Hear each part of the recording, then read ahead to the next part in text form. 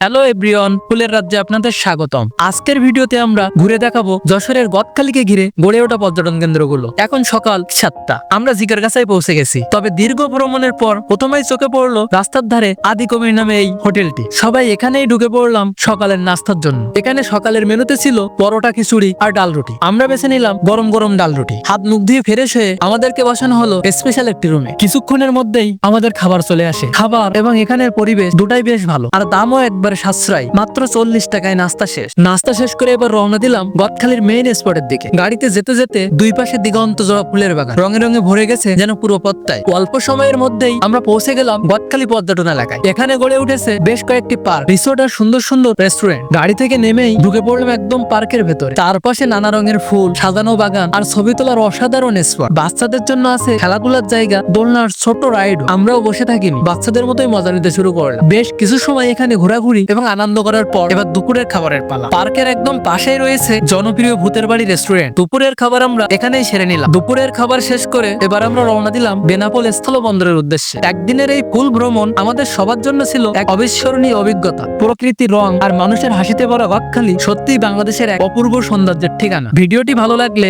Like, comment আর subscribe করতে ভুলবেন না। পরের ভিডিওতে দেখা হবে নতুন কোনো গন্তব্যে। ততক্ষণে সবাই ভালো থাকবেন, সুস্থ থাকবেন। আল্লাহ হাফেজ।